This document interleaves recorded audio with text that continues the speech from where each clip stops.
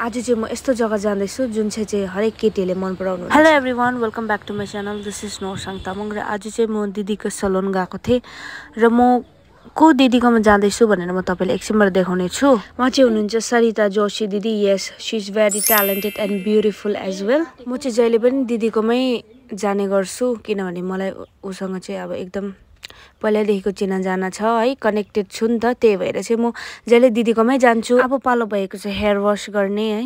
दिदीले चाहिँ मजाले हेयर वास गरिदिनु हुँदैछ मेरो। म चाहिँ स्ट्रेट गरेको होइन, बोटक्स गरेको र यहाँनिर चाहिँ दिदीले क्रिम लगाइदिनु हुँदैछ। अब चाहिँ यसको लागि 1 घन्टा राख्नुपर्ने हुन्छ। यो चाहिँ मेरो पुरानो ओल्ड एन्ड फ्रिजी हेयर है। एकदम मलाई त कस्तो माया लाग्यो, तर पनि के गर्नु, एकदम कपाल स्प्लिटेन्सहरू आइसकेको थियो, त्यही भएर काट्नै पर्ने थियो है। माया त कसलाई लाग्दैन यत्रो लामो कपाल काट्दा है, एकदम स्याहारेर यत्रो लामो पारेको थिएँ, तर पनि केही छैन, अब काट्नै पर्ने रहेछ भनेर चाहिँ मैले चाहिँ डिसाइड गरेँ कपाल काट्नुपर्छ भनेर। अब चाहिँ यहाँ दिदीले कपाल ड्राई गरिदिनु हुँदैछ। अब चाहिँ क्रिम माथि नै तान्नु पर्दो रहेछ नि त, उयसमा बोटक्समा चाहिँ यहाँनिर चाहिँ दिदीले कपाल तानिदिनु हुँदैछ। आफ्टर द्याट चाहिँ कपाल सबै क्रिम माथि स्ट्रेट गरिसकेपछि चाहिँ यसको लागि आधी घन्टा राख्नु पर्दो रहेछ।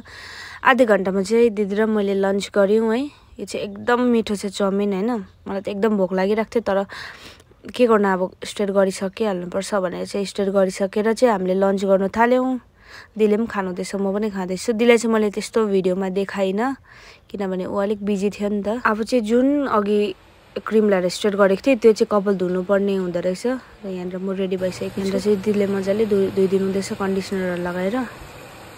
यो चाहिँ स्पा गरेको भन्दो रहेछ हो। यो चाहिँ फाइनल होला सायद।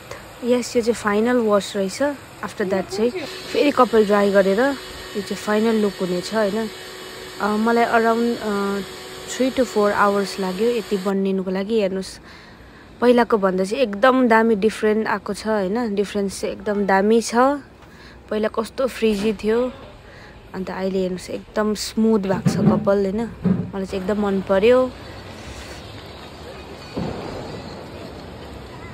गाइस, विकासले चाहिँ मलाई कपाल छोटो नपार भन्दै थियो कि मैले चाहिँ कपाल पुरा छोटो पारेको छु होइन।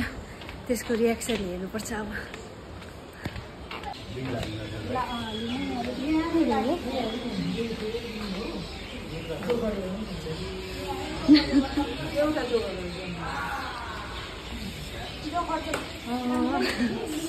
बनाएर